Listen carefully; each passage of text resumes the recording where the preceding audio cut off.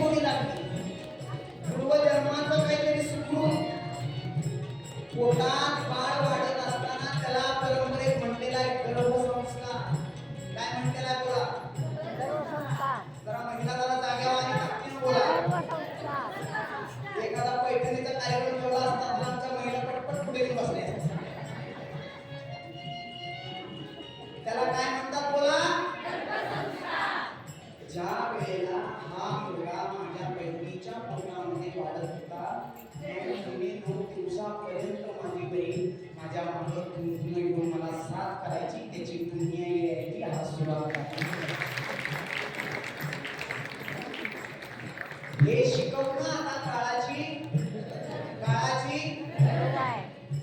ती किती सुरात गात बघा ना पोरगं, त्या पोरग्याचा जीव केवढा, ते गात कसं जरा नाजूक आहे. आता 4 वर्षाचं बाळ आहे, 4 जुळे आणि मुळात ते जुळे आहेत. त्याची बहीण सुद्धा आहे. बघा आमच्याकडे एक नाही तर 2-2 जुळे. हे बघा इथे एक जुळा आहे.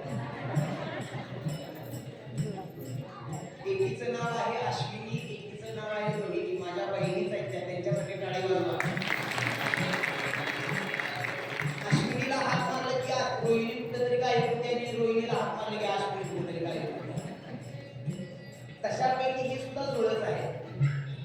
अंबाबाई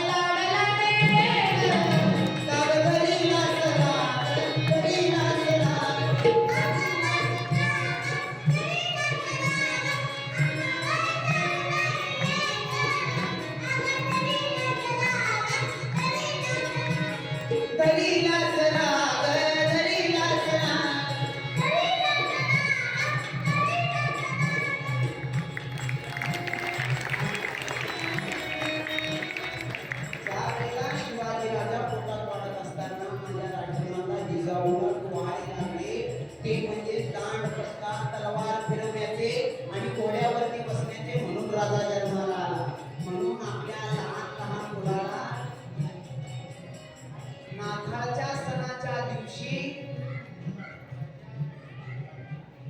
प्रत्येक आई वडिलांना वेळ असतो, घरात लागे होऊ नाही का, काकड्याच्या कानाने ऐकू नका, मनाचा कान करू नाही का.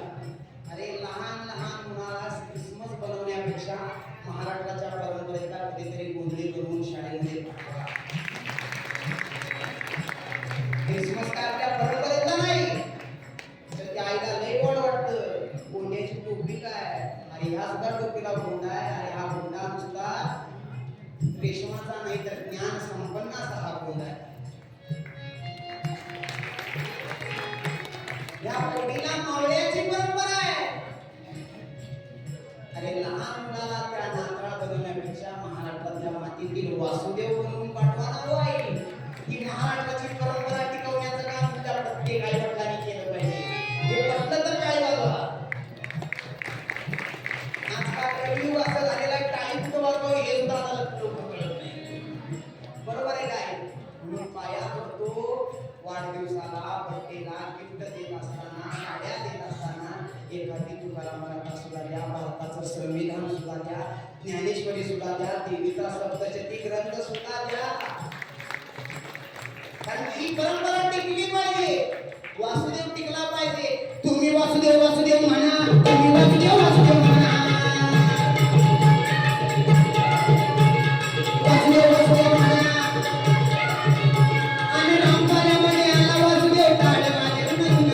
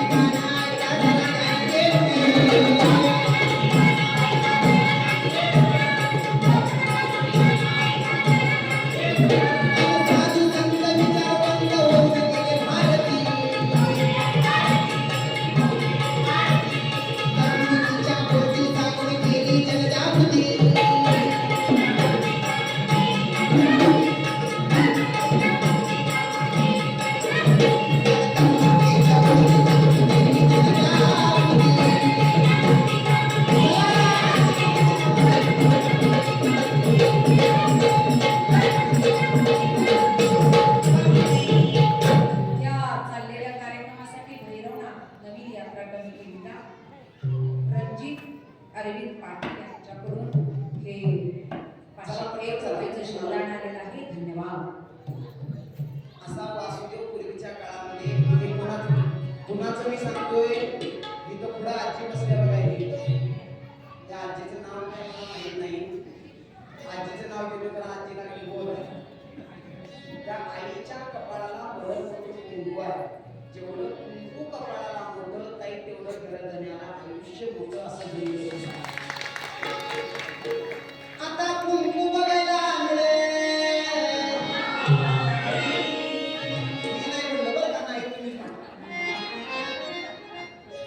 आता कुंकूवाल्या गेल्या आणि टिकणीवाल्या आल्या आणि किचन कट्टाच्या भिंती साऱ्या सौभाग्यवती झाल्या. माझ्या ताईला जर का भाकऱ्या करताना घामाला ती पटकन टिकली काढायची आणि भिंतीला चिकटवायची.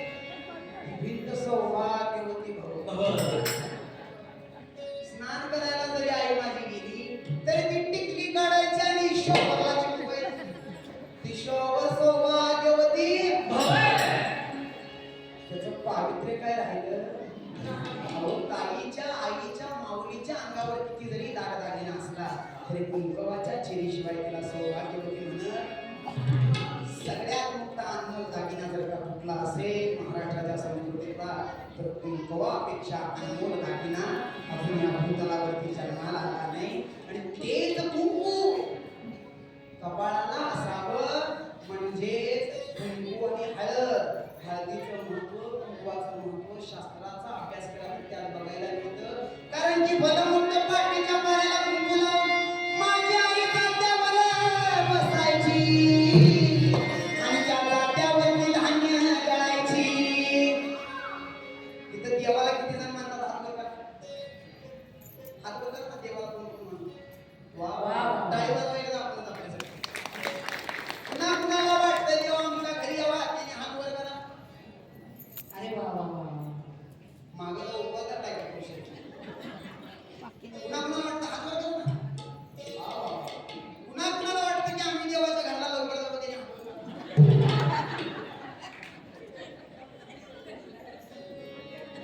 अरे देवा. लय जणांनी हात वर केला. बहुतेक बायका पण असं वैतागलेला दिसताय शंभर. तर मनातला संभ्रम काढून टाका की मेल्यावर आम्ही देवाच्या घरी जातो. तर देवाच्या घरी जाण्याचा मार्ग म्हणजे त्या जगदंबेची भक्ती आहे. त्या हरीचं नामस्मरण आहे. ओम नमः शिवाय या मंत्राचा जप आहे. माऊली महावैष्णव ज्ञानेश्वर महाराजांची प्रतिमा इथे दिसते आपल्याला. आणि त्या माऊलींनी हरिपाठामध्ये सांगून ठेवलेला आहे. सुंदर ते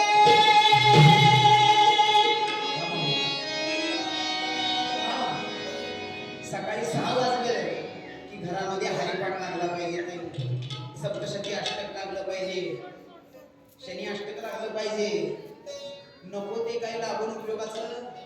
आमच्या घरात 6 वाजले की कुणाचा पोपट बघायला लागतो. तर बाई वाड्यावर या. वाडा विकायला काढला तरी दादा वाड्यावरच या नुसता. इथं नाही सांगलीकडं. आमच्या गावाकडचं सांगतो. मला सांगा हा विनोद आहे का? हा विनोद आहे का? जरा कानाला पटवाय काळाची. घरामध्ये अध्यात्माचं वातावरण असल्याशिवाय संताची कृपा घराला असल्याशिवाय घर घराला येत. म्हणून सकाळी घरात काय लागलं पाहिजे? सुंदर ते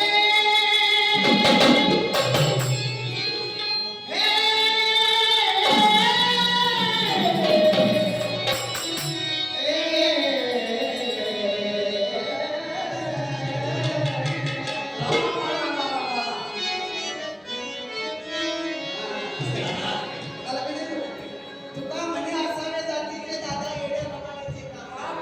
अरे वा. सुंदर ते ध्यान उभे विठे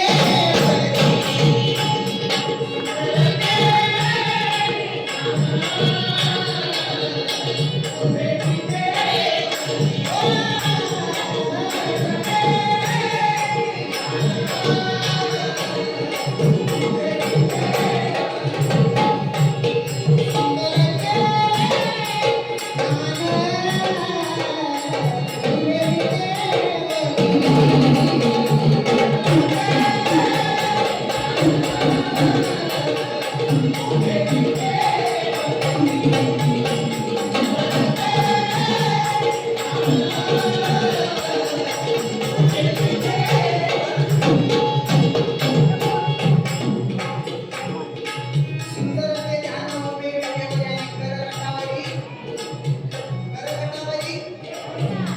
अहो ताई गळ्यामध्ये जर का तुम्हाला कंटाळा आला तुम्हाला?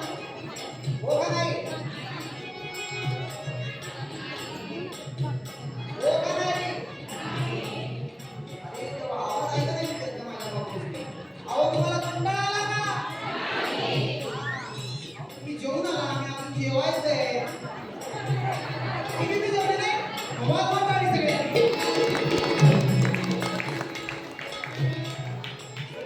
काही रस्त्याच्या अडचणीमुळे तुझ्या मारायला आणि तो माझा जरा कोणी 1 तास वेळ गेला आणि त्याच्यामुळे कार्यक्रमाला मला यायला वकूक झाला.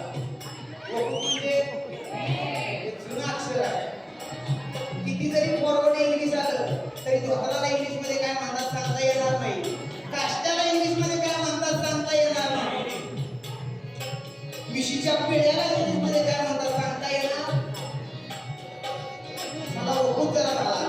कार्यक्रम जरा लेट झाला पण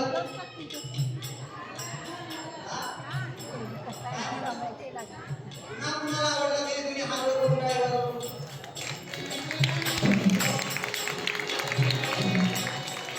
या जीवनात जाताना काही द्यायचं नाही आणि येताना सुद्धा काही आणलं नाही. पण जाताना जर का काही घ्यायचं असेल तर एकमेकाच्या जिव्हाळ्याच्या प्रेमाचा आनंदच फक्त काही घेतला. मेल्यावरती माणसाने रडत नाही तर हसत केलं पाहिजे. देवाच्या घरी देव चाललाय त्या आनंदात भेटण्यासाठी. मरणाच्या नंतर त्याचा काही सोहळा झाला पाहिजे याच्यासाठी धडपड जी आहे त्या धडपडीला आयुष्य म्हणतात. नाहीतर रस्त्यावर सुद्धा जनावर फिरतात. कारण की नाती वृत्ती आता आम्हाला बघायला मिळत. मुंबई पुण्याकडे आली कुत्र्याला बसायला गाडी आहे, कुणाला बसायला? पण आई वडील मात्र वृद्धाश्रमात आहे.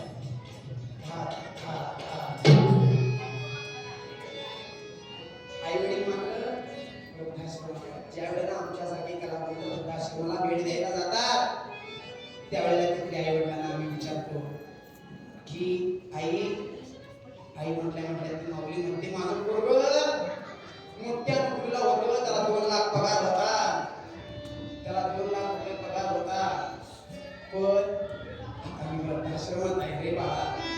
त्या बापाला विचारलं की माझं पोरगं कृषी अधिकारी होतं, पण तो बाप म्हणतो मी आता वृद्धाश्रमात आहे. परदेशामध्ये पोरं राहतात आणि आई गावाकडं त्या पोराच्या चिंतेमध्ये झुरत बसतात. एका काळामध्ये हाताला राखी बांधणारी बहीण आता इष्टिकीसाठी सही द्यायला तयार नाहीये. एका काळामध्ये सोबतीला असणारा भाऊ आता वाटणीमध्ये शेतीला जागा द्यायला तयार नाही. आई माऊली आई सारखी म्हणतो, ताई सारखी म्हणतो, कारण की मला 2 सख्या बहिणी होत्या. गेल्या वर्षी तर आल्या होत्या साधे. आता त्या दोन्ही सुद्धा बहिणींची लग्न केली आणि त्या आता नांदायला गेलेल्या आपल्या घरी. आणि त्यातल्या मोठ्या ताईचं हे पोरग आहे आणि एक ताई आहे 100 किलोमीटर कागलला राहते आणि एक आहे ती 700 किलोमीटर संभाजीनगरला राहते. पण ज्या वेळेला मी रंगमंदिराच्या पायऱ्या चढत असतो त्या वेळेला मला माझ्या दोन्ही बहिणीची आठवण येते.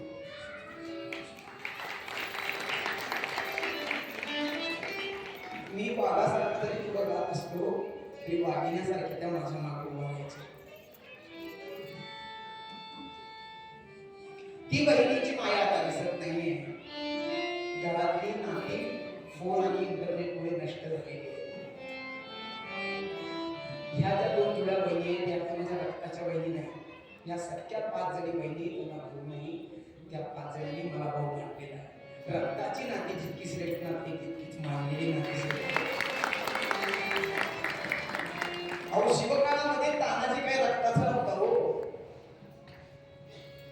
वीर म्हणे बाजीप्रभू काय रक्ताचा नव्हता. येलाजी मां काय रक्ताचा नव्हता. बहिर्जी नाईक काय रक्ताचा नव्हता. पण जीवाला जीव देणारी माणसं होती ताई म्हणून स्वराज्य घडलं, म्हणून माझा राजा छत्रपती झाला.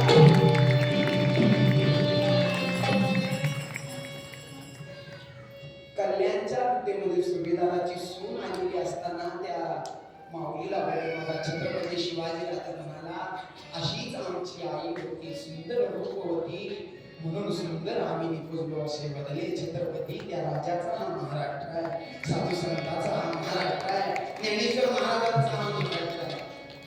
आणि त्याच महाराष्ट्रात बलात्काराचं प्रमाण वाढलेलं आहे, स्त्री भ्रूण हत्याचं प्रमाण वाढलेलं आहे. पोटात जर का मुलगी आहे असं कळलं की तिचा गर्भपात केला जातो.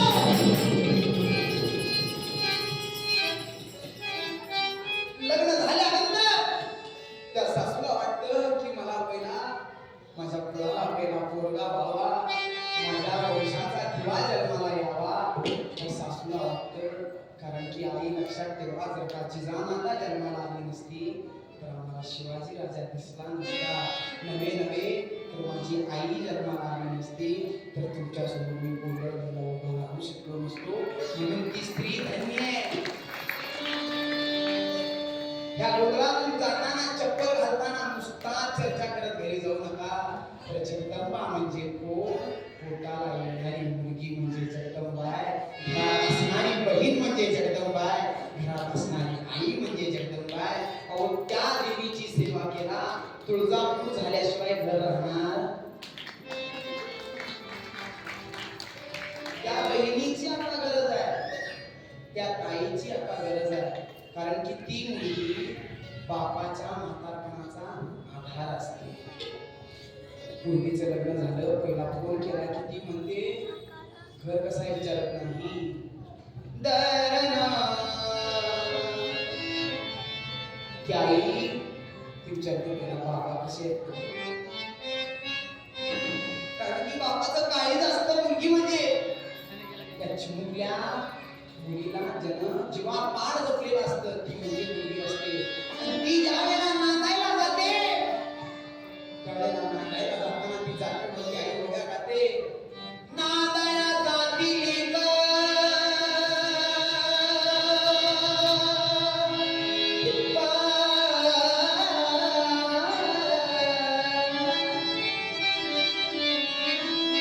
नांदायला जाती लेक आई बघती ते काळ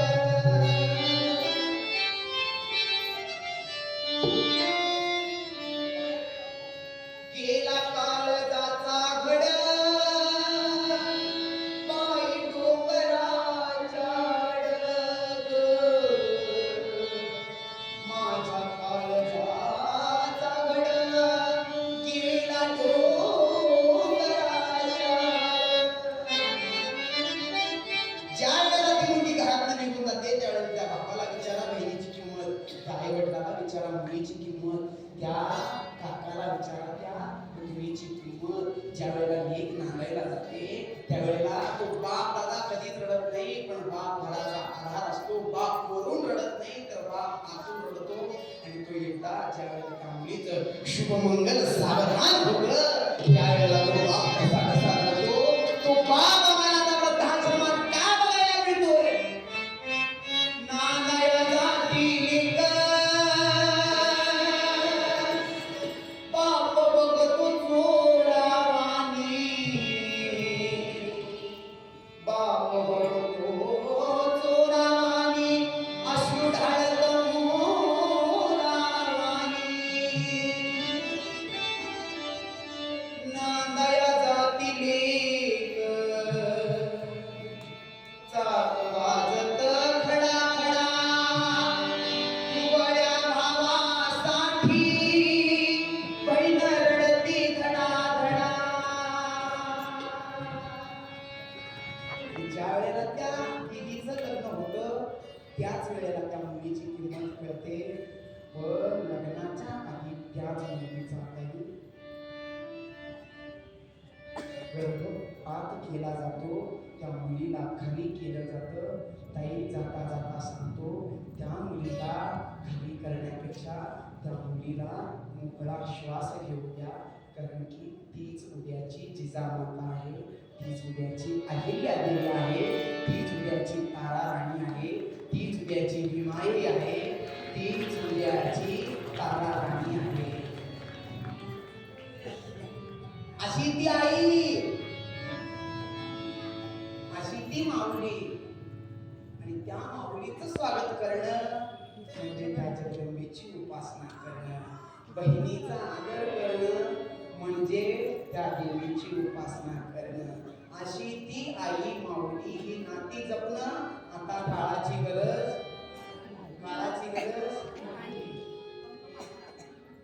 आणि अशी ती आई, आणि ती आई सकाळ सकाळी उठायची स्वर द्या आणि जात्यावरती बसायची. आता जातो बघायला मिळत बघा. मला त्यांच्या डोळ्यामध्ये पाणी आलं. नक्कीच तुम्हाला मुली असणार आणि त्या मुलीची आठवण तुम्हाला असते.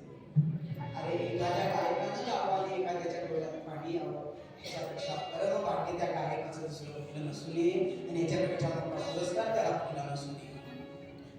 आणि ती आई जपणं आता काळाची गरज आहे. आणि ती आई सकाळी जात्यावरती बसायची आणि सुंदर अशी ओवी गायची. सुंदर माझे जाते पहिला जाता असायचं दगडी माझ्या आजीच्या काळात. आता जातं गेलं. जातं आता बायको बरोबर ऑर्डर सोडते. अहो इकडे या कमॉन. काय म्हणते? कमॉन बेबी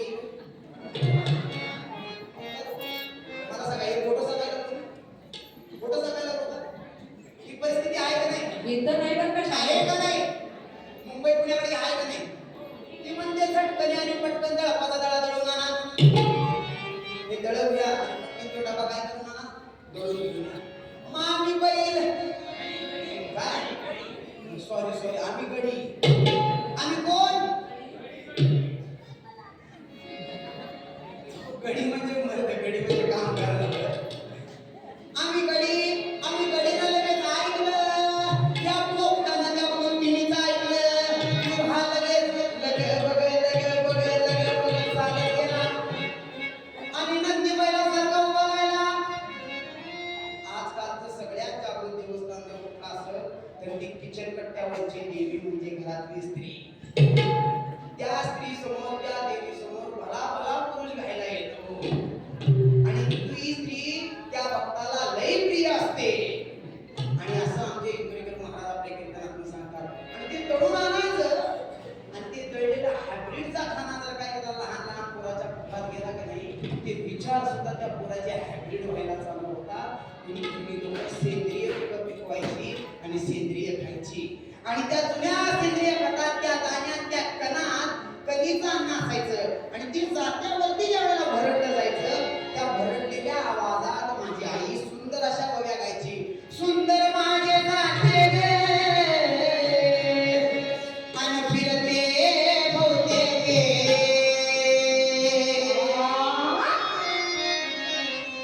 आता असं ऐकायला मिळतं का? मिळतं का? कारण की आता नवं बाजारात आणि जुनं पेवात गेलं. ते नवं आलं ना बाजारात म्हणून हे जुनं टिकवून ठेवण्याचं काम या सगळ्या लोककलावंतांनी केलेलं आहे. तर यांच्यासाठी जोरदार टाळ्या.